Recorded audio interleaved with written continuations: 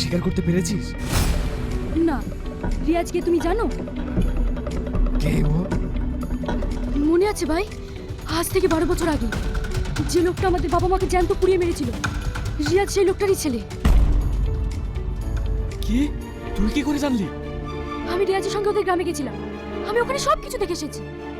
তাই যদি হয় তাহলে শপথ কর ওই গ্রামের একটা মানুষকে বাঁচতে দেবো না।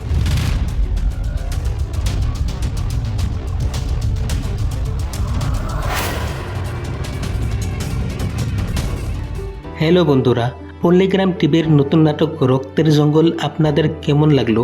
এই নাটকে আমরা দেখলাম এক রহস্যময় জঙ্গল আর তার আড়ালে লুকিয়ে থাকা এক ভয়াবহ প্রতিশোধের গল্প। আজকের ভিডিওতে আমরা আলোচনা করব এই নাটকের ঘটনা প্রবাহ এবং পরবর্তী পর্বে ঠিক কী হতে চলেছে, আর পরবর্তী পর্ব কবে আসতে পারে সেই বিষয়েও এই ভিডিওতে আলোচনা করা হবে। গল্পের শুরুতে আমরা দেখি গ্রামের এক অভিশপ্ত জঙ্গলকে ঘিরে তৈরি হওয়া আতঙ্ক। গ্রামবাসীরা একে একে মারা যাচ্ছে আর মোড়ল মশাই মরিয়া হয়ে উঠেছেন এর রহস্য উন্মোচনে।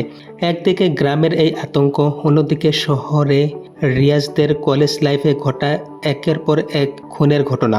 গল্পের শুরু থেকে টান টান উত্তেজনা ছিল, কিন্তু সব হিসাব বদলে যায় যখন রিয়াজ তার প্রেমিকা তুহিনাকে নিয়ে নিজের গ্রামে ফিরে। নাটকের একদম শেষ মুহূর্তে এসে যা টুইস্টটা আমরা দেখলাম তা ছিল রীতিমতো চমকে দেওয়ার মতো। তুহিনা আসলে রিয়াজের বন্ধু নয়, সে এসেছে 12 বছর আগে তার মা বাবাকে জীবন্ত পুড়িয়ে মারার প্রতিশোধ নিতে। মুরলের কাছে তুহিনার এই স্বীকারোক্তি পুরো গল্পের মোড় ঘুরিয়ে দিয়েছে। তাহলে পরবর্তী পর্বে কি ঘটতে পারে? আমার ধারণা খুব শীঘ্রই রিয়াজ জানতে পারবে তুহিনার এই অন্ধকার অতীতের কথা। একদিকে ভালোবাসার মানুষ আর অন্যদিকে নিজের পরিবার ও গ্রাম। রিয়াজ কি পারবে তুহিনাকে আটকাতে? এছাড়া তুহিনা যেহেতু শপথ নিয়েছে গ্রামের কাউকে সে বাঁচতে দেবে না, তাই সামনের পর্বগুলোতে আমরা আরও ভয়াবহ কিছু সংঘাত এবং অ্যাকশন দৃশ্য দেখতে পারবো। জঙ্গলটি কি আসলে ভুতুড়ে, নাকি এই প্রতিশোধের শোকেই জঙ্গলকে আরও রক্তক্ষয়ী করে তুলবে, সেটাই এখন দেখার বিষয়। আপনারা যারা পরবর্তী পর্বের অপেক্ষায় আছেন তারা অবশ্যই কমেন্টে জানান যে তুহিনার এই প্রতিশোধের পরিণতি কী হওয়া উচিত।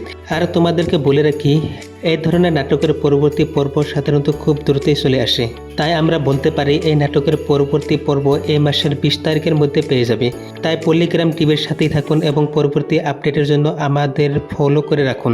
ভিডিওটি ভালো লাগলে লাইক দিতে ভুলবেন না। দেখা হবে খুব শীঘ্রই পরবর্তী পর্বে। ধন্যবাদ।